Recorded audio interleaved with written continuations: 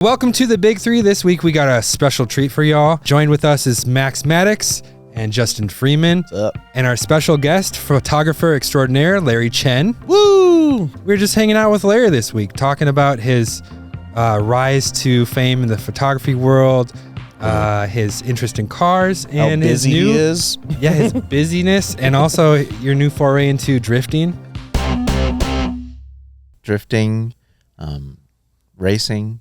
Yeah. Got my racing license this year. Whoa. That's so sick. Yeah, I watched on the sidelines for way too long, and I decided finally I need to get behind the wheel That's Hell so yeah. cool. and do It's some wheel-to-wheel racing. Hell yeah. photographer never gets their picture taken, and now you get the opportunity. Yeah. Well, it's interesting because I never really could appreciate what these drivers were doing, whether it be drifting or road racing or, I mean, like the highest levels. I'm talking about Le Mans to F1 or whatever. I didn't really understand it until I just got a little inkling of it doing wheel-to-wheel racing. Cool. I just cannot believe the skill and the concentration and just the commitment that they have. Yeah, absolutely. And then on the drifting side, you know, I've been photographing drifting for a long time.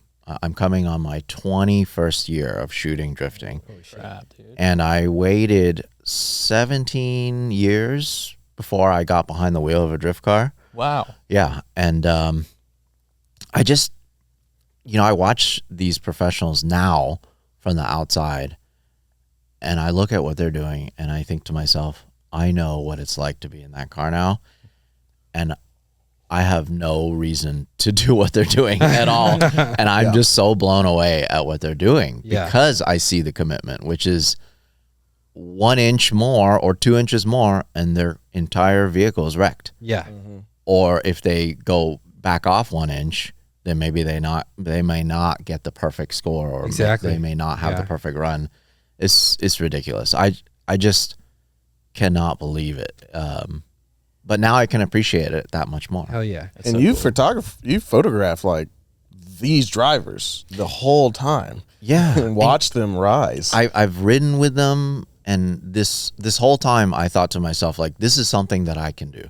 This is something that I feel like I understand the dynamics of, and I would feel comfortable when I jump in that seat. And I've taken the plunge in every way, and now I'm on the other side. I've done 7 wheel-to-wheel races now since I got my license earlier this year, and it's been so much fun. It's been incredible. What series are you racing in? So right now I'm still a tourist, and I don't have my own wheel-to-wheel race car. So what I've been doing is I've been doing a lot of arrive and drive. So I'll just either rent a car or somebody will offer me a seat to drive. And this way I'm able to try so many different types of cars. And then maybe in the future I can decide, okay, I'm going to get into Spec Miata or Spec E30 or Spec E46 Miata. or You have a Spec E30 ST3. Yeah, ST3, ST4, whatever.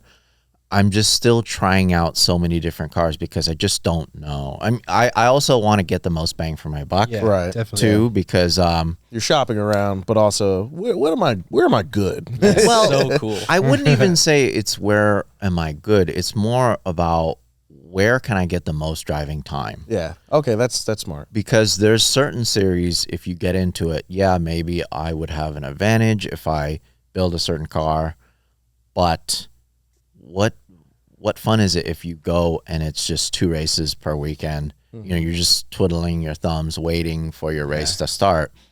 Whereas if you're racing something like a Spec Miata or a Spec E30, you can race so much every weekend. It's so much driving. It's driving until your arms are so tired you can't even drive anymore. Yeah. It's so fun. So I'm still kind of developing that. That's awesome. On the drifting side, I've just been trying to get behind the wheel as much as I can.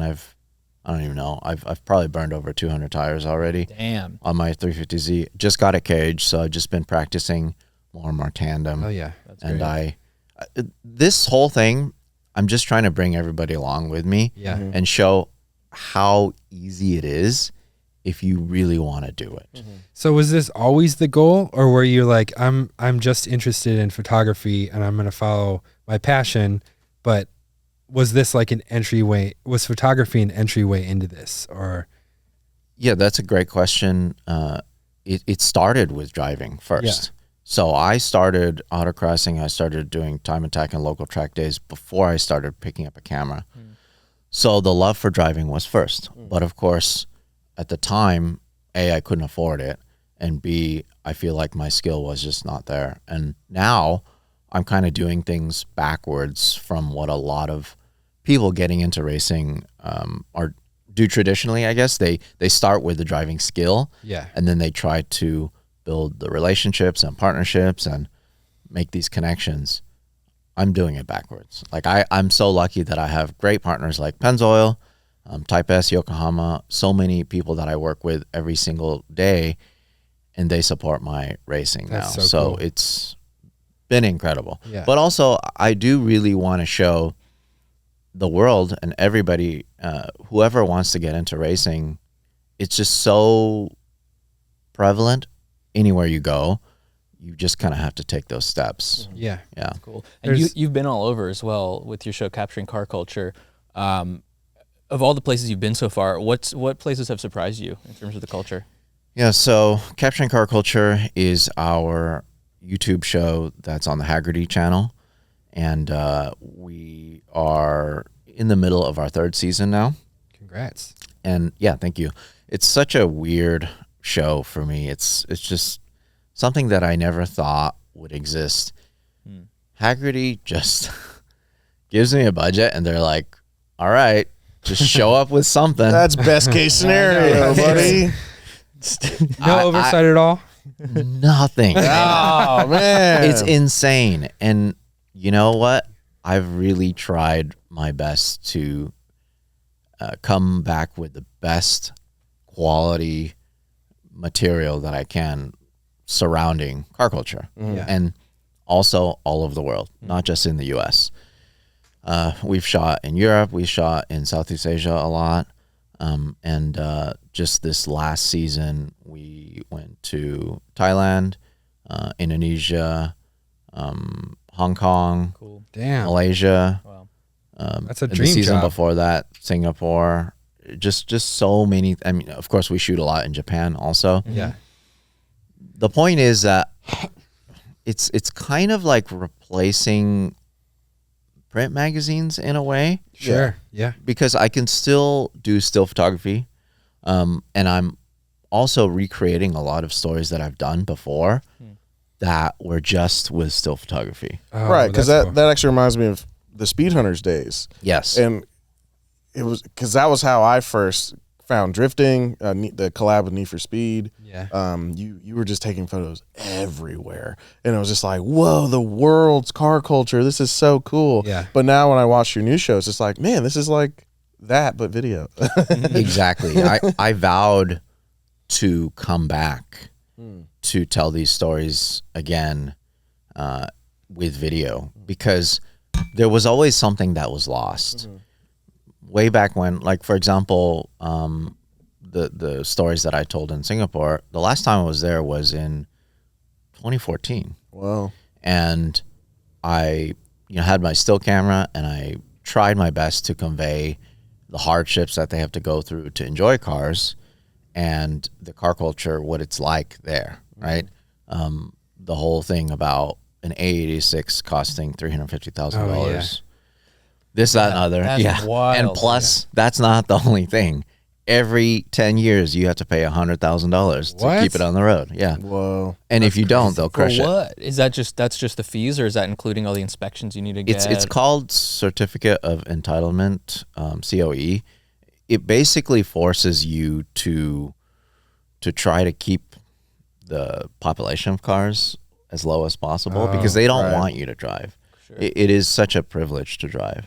And so to keep something old like an 86 on the road, you just have to keep paying and paying and paying, to the point where there's only 5 legal ones, Oh my I God. think, now on that small island country. Yeah. It's population is 5 million people. Yeah. But it's crazy because that's one of the stories that I wanted to retell in video, is that it's crazy to me that all my friends there know exactly how many of this car is left, right? They're like, it's whatever, 3 FDRX7s, 7 FCs, 1 R33, one this, that, and I'm like, how do you remember all that? Well, it's just the community is that small and that tight knit. Because at the end of the day, car culture is a niche, Yeah. So we are it's a very small. It's like 50 people. community. So can that number ever grow again, or once one is out of circulation, that's it? Yeah. So once one is done, it either has to get crushed or has to get exported. Oh my God. But there is kind of a gray area workaround now. If a car is 35 years old, you can import it and register it as a classic car, but you can only drive it a certain amount of days a year. Interesting. Yeah. Just So like the now show people, car. Show and display, sort of. yeah, kind of. So now it's interesting that I go to some of these collections and they have all these cars just sitting in their collection waiting for them to age out to 35 years. Once they become 35 years, they can drive them on the street. Like us and R34s. Yeah. Speaking of R34, Yeah. So you just finished restoring your R34 GTR, and I believe you're in the process of importing it over here. Yes, it's on the boat right now. oh, Nice. And, Congrats. I was just there last week driving it around Tokyo, and I cannot tell you how ridiculous. Believe me, this is not lost on me at how ridiculous this is. Being able to purchase a car in Japan with my friends from Top Rank, and being able to drive it around like a local, yeah. and using it as my own car. And I purchased a car from Top Rank, and I used it for 2.5 years in Japan as my daily driver. Okay. So anytime I flew in, they would either pick me up or I would take a taxi to their location where my car was stored, and then I would just drive it around like it was a normal car. And I feel like you could only do that in Japan because of how safe it is. I street parked it. I went to the mall. I went to the movies. I went shopping with it. I would literally just park it in a normal parking garage. I would park it at Disneyland. That's so cool. And it's just a normal car. Yeah. But over here, believe me, I'm not going to leave it, like it has to be within sight. Yeah. When it gets to U.S. shores, wherever I go, if I go to Starbucks, I have to have line of sight with that sucker. Get a low jack on it. Well, What's the perception in Japan of that car? oh my God, they love that car. They do. I can't go anywhere in Japan without people like sneakily taking their phones out, taking a picture of it. They're not like No, they're not. They're not like us. They're not like, oh my God, influencer in the wild, taking pictures of these cars. Yeah. They love these cars. They're revered and they're special. Yeah. And it's so insane to me still to this day in Tokyo and in Kyoto and the major cities. You just drive around and you just see these cars. That's so and I cool. see them all the time. I give peace signs to the other drivers Yeah. of R34s, 33s, 32s, or any JDM car, and it's just normal to them. What's really interesting about your relationship with your R34 is the fact that you've lived with it already. Because most people are like, "Oh, my R34 is coming. I've spent all this money. It's sat for 6 years. I hope it's not crap." Yeah. Yeah, surprise! It's kind of a pile. Yeah, right. So why bring it here though? So that's a really good point, and it did make me a little sad thinking that I would never be able to drive it in Japan again. To me, that's the ultimate way to enjoy this vehicle is enjoying it where it was designed and where it was meant to be. That's why I really wanted to take Japanese delivery of this vehicle and enjoy it in Japan. I put 5,000 kilometers on this thing. I've gone through problems, it breaking down, this, that, and the other, and fixing it and going through real car ownership in Japan, and driving around with my family, my kids sleeping in the back. It's there's nothing like it. And I highly suggest, if you guys are really into car culture, it's definitely something worth looking into. And you don't need to get an R34. You don't need to get something that expensive. You can just get a Chaser, a S13, S15. A little scrum wagon. Or whatever. You could get a Suzuki Jimny or something that's special that we never got in the U.S., and it just feels special. Yeah. You're driving on the right. You're going through the toll roads. You're going to the rest stops. You're enjoying Japan like a local. And the way we're able to do that is because Top Rank has this workaround where they can essentially rent the car back to you, because not anybody can just go to Japan and buy a car and drive around. You need to prove that you have a parking space.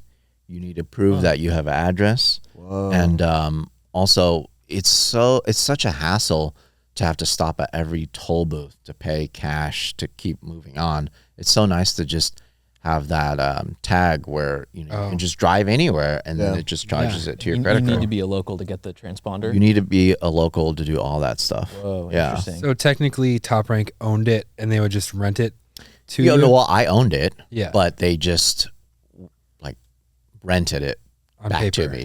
Some way, and they have a service for that, and so many of their customers take advantage of that service because A, a lot of times you're waiting for these cars to age out like I was. Yeah. And B, some people just want to drive their car in Japan. And so I did the same thing, but in Europe, because I figured, you know what? It might be just as interesting to take a European delivery car and drive it in Germany, enjoy the Autobahn, and it was just as interesting and just as cool. So I bought my first BMW E36 M3, Let's go. a Euro, S50 B32. Cool. Turned out to be a pile, but I kind of chronicled that whole journey on my YouTube channel. That glove box sagging a little bit. Oh my god, it's crazy to me how many things are normal to E36 owners. Just being shitty. Yeah. But man, let me tell you, even though that thing was falling apart, it was Dakar yellow, so I called it Larry's Lemon. Oh, nice. Cool. It's a good yellow. But Larry's Lemon, we made lemonade out of it. That sucker would just sit at 140, 145 miles per hour on the Autobahn. Like, it was way more happy there, I'm sure. Oh my god, that's so fun. People here in the U.S. do not understand why German cars are the way they are until you get to experience them at max speed, like VMAX on the Autobahn. Max speed on the Autobahn. Yeah, what'd you hit? So Nolan and I were in Germany last week shooting a video, a very special thing that's going to come out in a couple of weeks. That's why we weren't here for the last few weeks. Also, Nolan is gone because he's getting married this week, so he's been very busy. But we took a car on the Autobahn. Nolan was driving. We got going. I don't know if I should. Well, No, it's it's legal. We didn't break any law. legal. We It's didn't legal. do any crimes. We went 170 miles per hour. Nice. And, Right? well, I won't say what car it is. Let's not Okay, say what car bleep it is that yet. out. But yeah, we were in a car that I would never expect to go that fast in. And dude, we were just passing cars going like 100 miles per hour faster than them. It was fucking It was sick. actually the 1886 motor wagon, right? Yeah.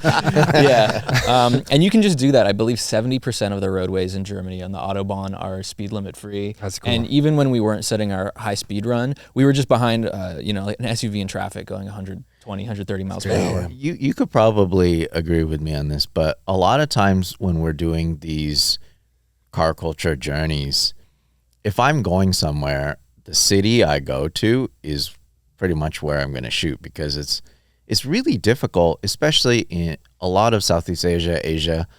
It's really difficult to get around, right? Yeah. But for me, when I go to Germany, it's like all of Germany, Right. Because So accessible. it's Get around so fast. to get anywhere. It's crazy. Yeah. When you can go pedal to the metal, it's so nice. Yeah. It is like, I mean, you can't beat it. Yeah. I mean, I couldn't imagine enjoying it any other way. Yeah. Totally. What's interesting about the Autobahn too is that Germany's the only country that has these speed limit free freeways, but they also have really low traffic fatalities because everybody's playing by the rules. And that's what I was gonna say. We couldn't have that in the U.S. because some people want to go 45, and some people want to go 145. Well, plus, every state has different rules, so we don't all follow the same thing, which kind of generates culture in its own. But like when we start intermingling, it becomes crazy. Whereas everyone follows the same rule in Germany, just kind of unique. We are like a bunch of small countries. They love their rules, dude. They love them. My favorite rule is, and I think it's in South Carolina, all semi trucks have to be in the left lane. It was like, what? Left lane? But that's so people can get on the highway and off the highway without worrying about a semi truck blocking them, right? But as soon as you get to Tennessee, it's the opposite. You better not be in the left lane, or else we'll take your license. That's so even if they were passing someone, they saw you in the left lane and reported you. Like, it's insane. How slow does it feel to drive here? Right. It is crazy. I mean, if I'm under 100 miles per hour, that's because I'm hitting traffic, basically, in Germany. Yeah. It's surreal. Yeah.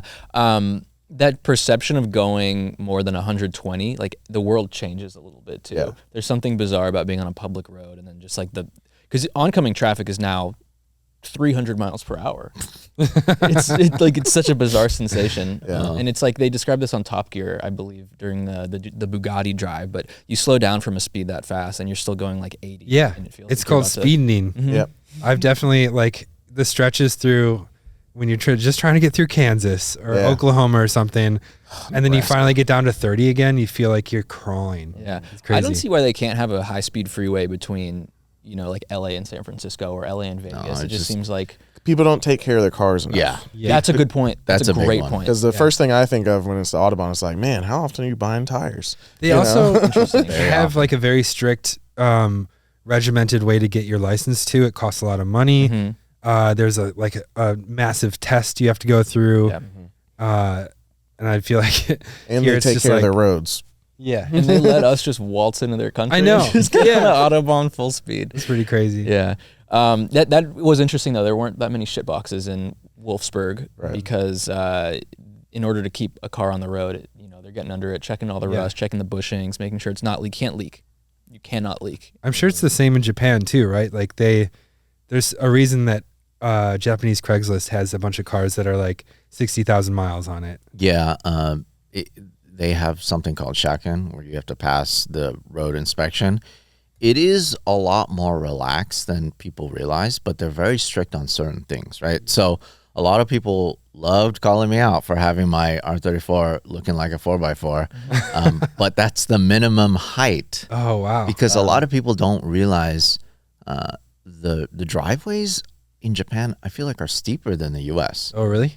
Part of it is because sometimes they just don't have driveways at all, and you just have to drive over a curb to get into a parking lot or something. Oh. And then I've parked in many of these car vending machines where you pull up and then the attendant pulls out a ruler and checks the height of your car, because otherwise maybe it would get stuck on the machine or whatever. So, you have to pass a road inspection.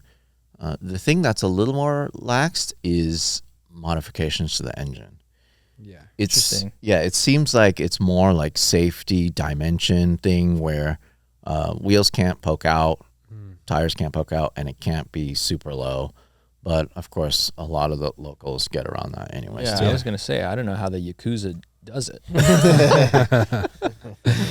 Well, you mentioned that your R34 is like off-road looking. We just talked about a story a couple of weeks ago about Massachusetts not allowing an R34 to be registered because it was for off-road use only. That was their phrasing. They have since kind of reversed course on that, and Massachusetts actually started allowing K-car registration, which K-car owners have been getting a lot of shit recently in Massachusetts. They banned K-trucks. Yeah. They did. And the K-truck community, the vibrant K-truck community, caused an uproar, and they actually reversed it. A lot of Delicas couldn't be registered. Yeah, the Delica was a big one a few years ago. But I have talked to people in Massachusetts that are like, when some of those cars get on the highway, they are struggling. We just need a K lane. you know? Yeah. K-lane. Yeah, it's this wide. Yeah. We took a K truck on the Autobahn. Oh, boy. Gets everyone off. But there's no question there. But I just wanted to like, what's your thought on K cars? Would you ever import one? Would you ever register one in You California? already have one, and we just don't know. I don't. I like them. I feel like I've driven a couple of them. The Suzuki Cappuccino is super cool. Cute. Love that. Very thing. cute. Handles great. So slow though. Oh, really? I cannot believe how slow this thing is. It was like a 98cc or something like that. That's like 600 cc. Yeah, 600 that's right, of course, the cc. Yeah. But it does have a turbo, but it feels like it doesn't have a turbo. It's like so slow. Maybe one day I'll own a K car, but I don't know. We got the R34 in the meantime. What are you at right now, car count wise? I think I just passed double digits, so Cool. 10 cars. Yes.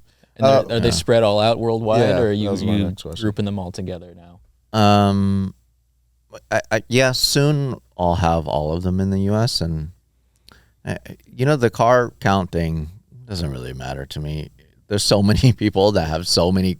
I visit so many insane collections. Yeah. Right. Where 10 feels like nothing. yeah, I'm not even gonna try. But 10 is still a lot to handle. Yeah. Really. Especially here. It's so much to handle, and there's always something broken.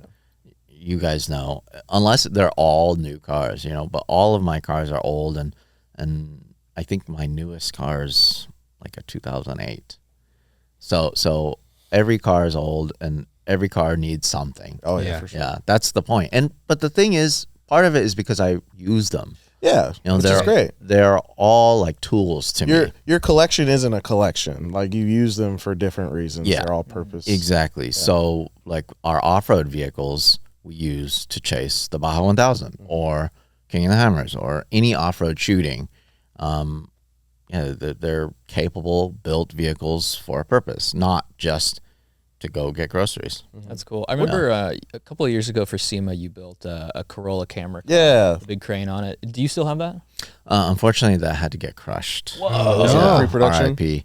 Yeah, it was a pre-production. We used it for many years, but that was more of an exercise in something that I really like, because anytime I'm on a film set, the picture car is always cool. It's like, cool. Matte black, big crane on top of it. Well, I mean, like the car that everybody's filming, the hero car is cool, but the camera car is really what I thought was really cool. Yeah. Just fitting all the people in there with their monitors, and I thought it was the coolest thing, because a lot of times that sucker is way more expensive than the hero car. Oh, for sure. Absolutely. We actually were thinking about building one for ourselves, and we can't decide. We can't. Maybe I can help a little bit. If you got any suggestions? So that was the launch of the motor crane, which is the more affordable arm.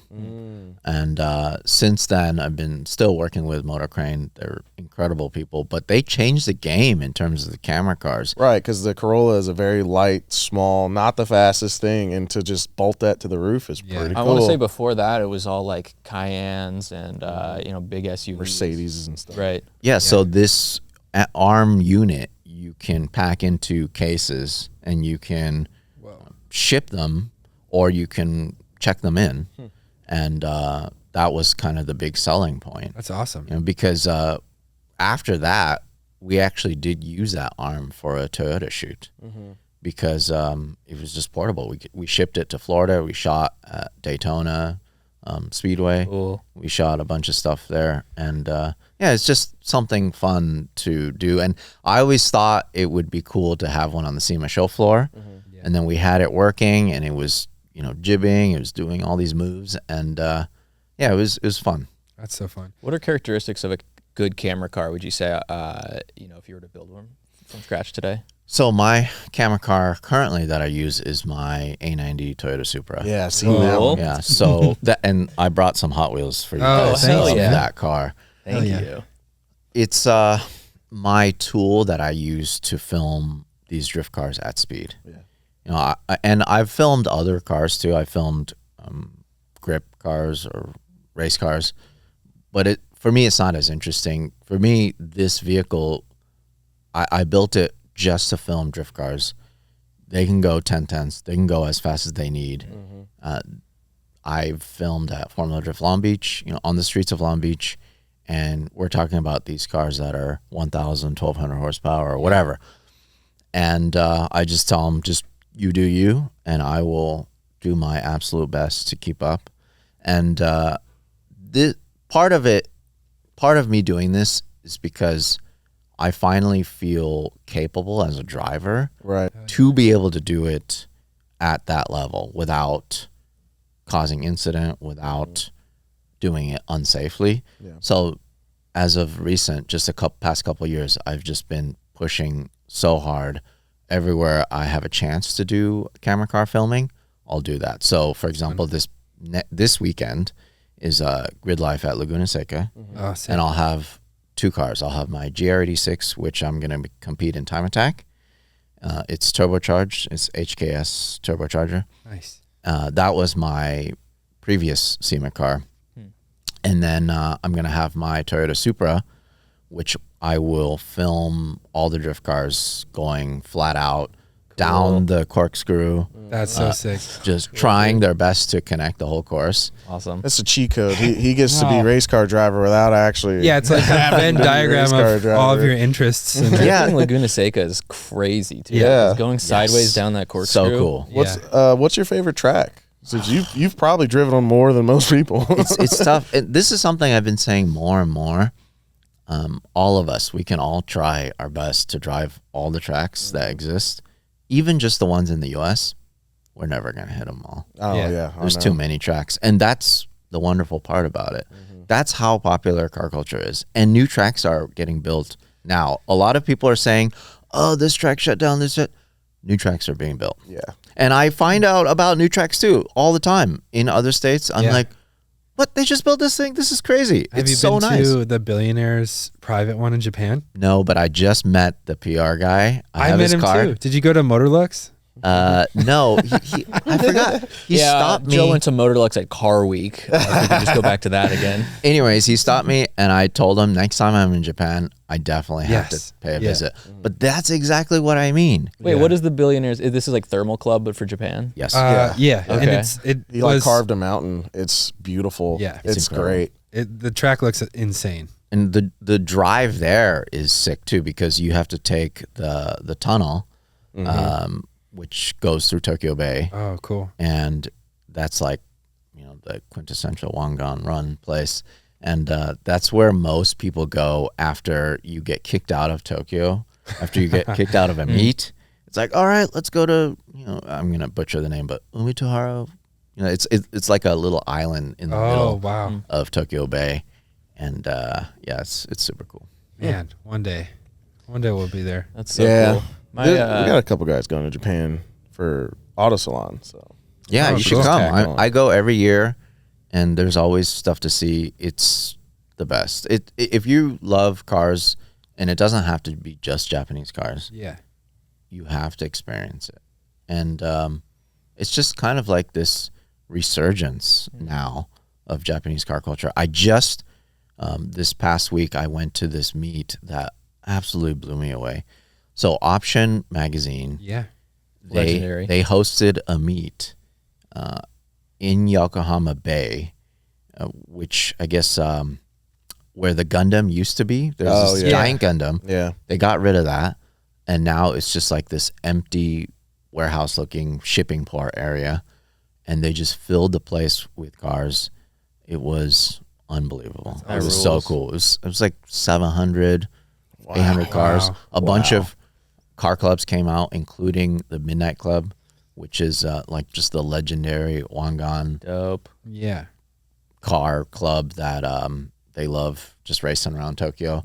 And so many of the members came out. It was insane. I've just never seen anything like it. I've been going to Japan on my own dime since 2006, just trying to integrate myself into the car culture, just enjoying it. That's the year Tokyo Drift came out too, right? So that was probably like a hot time to be going. No, I think Tokyo Drift was later. Later than 2006? No way. I want to say it was 06, 07 sounds about right. They might have been filming it in 06. Yeah, but it's great. I love it. That rules. Yeah, I'm surprised we haven't been, to be honest with you. Yeah. It just seems like such a fun. Well, but that's the beauty of it also, is there's so much to talk about, even just locally in the US. That's for Caption and Car Culture. I kind of think to myself, oh man, I'm traveling all over the world, but there's so many stories still to tell here, even just a couple minutes away from here or my house in LA, in SoCal. That's what we were trying to do with our Lowrider Miata video. It's like, okay, what's a donut spin on Lowrider culture, but also like really showing how, you know, intricate and interesting Lowrider culture actually is. And it just started in our backyards basically too. It's just all confined to this area. Literally some of the best guys are still building in their driveway. And it's like, man. So what's next on your bucket list? Because I feel like you've checked off a lot. How about Africa? That's a good. So I've shot in South Africa, but I would love to shoot more. Yeah, I'd love to shoot in Africa. I would love to shoot just so many places. Like there's certain hit lists, of course. I still need to shoot Dakar. I got an invite to that, but I just couldn't make it. Oh, that'd be a good one. Yeah, I want to shoot more in Australia. Oh, that'd be fun. I want to shoot Bathurst. That's such a legendary track that I haven't had a chance to shoot. And then when I think about these things now, I think, could I race there?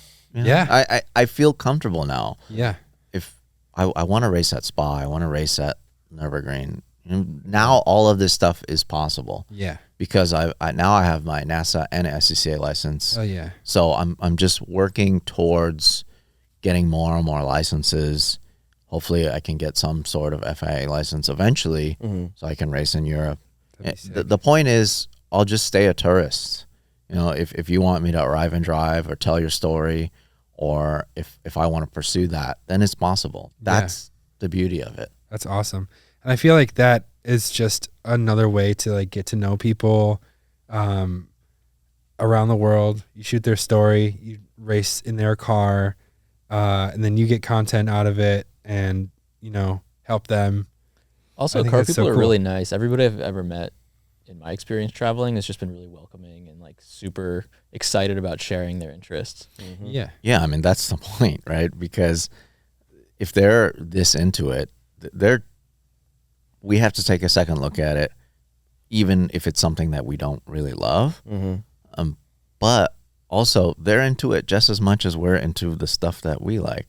And yeah, it just translates. Yeah. Another big reason why I wanted to learn more and more and get behind the wheel more and more is because I do get offered to drive all these cool cars and drift cars and time attack cars or whatever. I just don't want to look like a chump. You know, I want to be at least proficient in handling this vehicle and at least being able to tell the story. Like, okay, I was able to push it just this much. Yeah. Maybe not all the way, but I was able to experience this thing, what it was meant to do. Well, I think also how you were talking about how you like flipped the way that people usually get into racing. One benefit of getting into it later in life is that you have judgment and you're not going to wreck someone's car because you're being an idiot. You know, like you're not going to push it beyond your skill limit.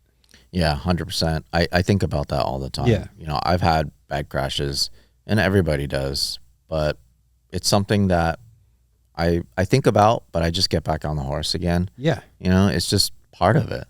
And you can never just not wreck ever. That's impossible. Yeah. You know, you're door to door with these people going 10/10. Something's bound to happen. Yeah. You know, but of course you can mitigate the risk and you can just drive smart. One of the things that I really learned and got ingrained in my head from doing NASA competition school was that even if you're in the right and some incident happens and both of you are upside down, it doesn't matter at the end of the day. You know, you should just give up your place or time. Yeah. And just make sure at the end of the day, you guys all survive. I think that's a great lesson, not just for racing, but for life too. Like, is it worth it? You know, getting in road rage with some dude or, you know, some guy at a bar.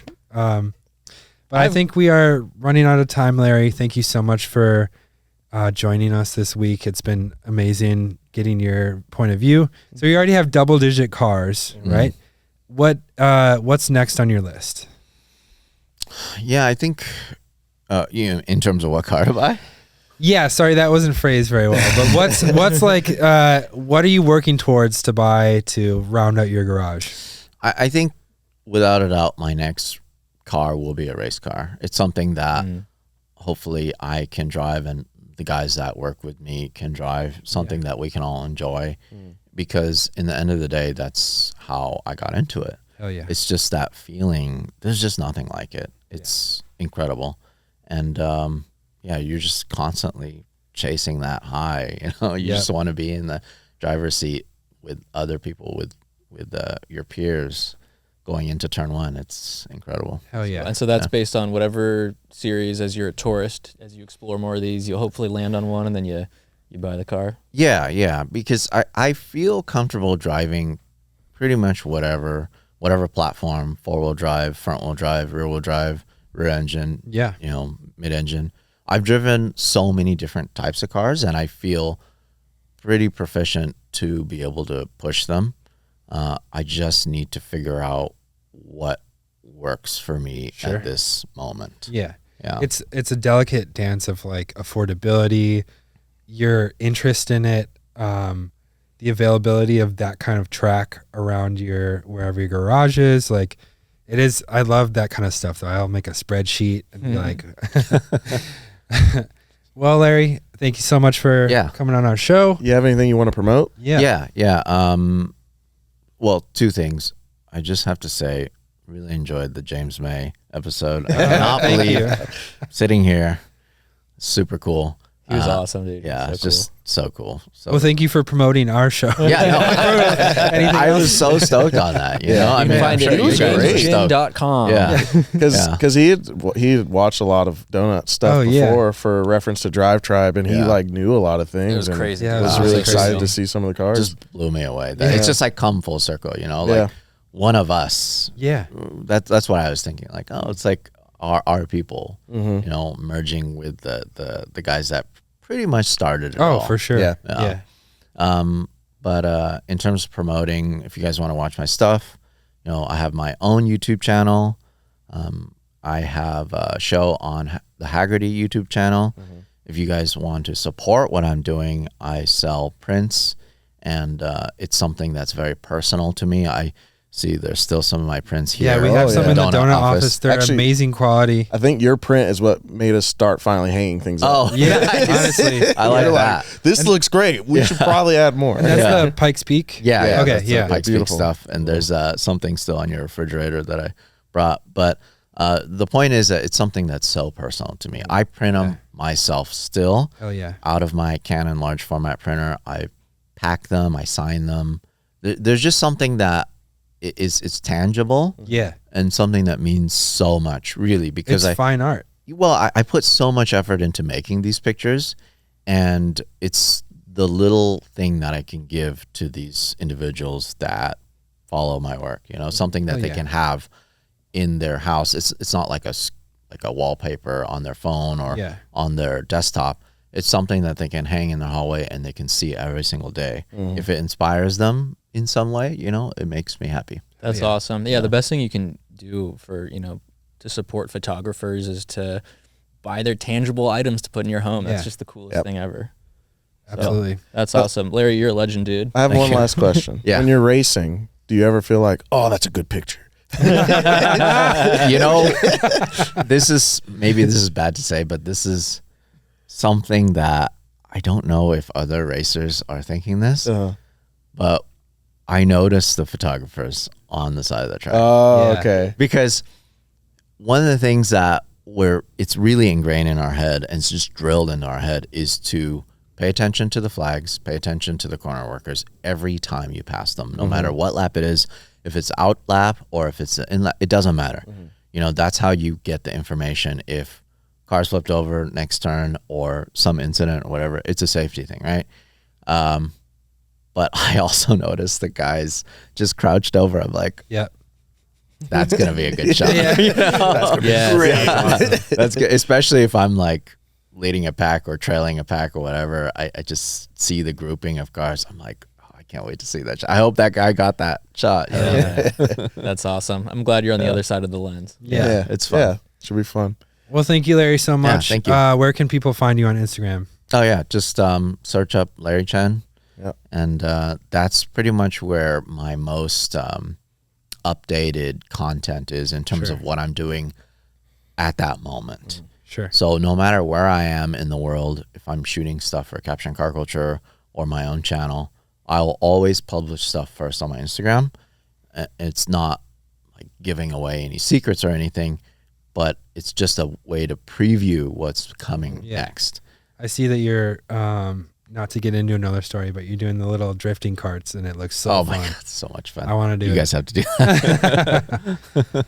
Well, that's our show. Thank you for joining us. Follow us at Donut Podcasts on Instagram as well as YouTube. Subscribe if you like this kind of stuff, and follow the boys at Max Maddox and Justin Freeman. And I'm Joe G. Weber. Thank you.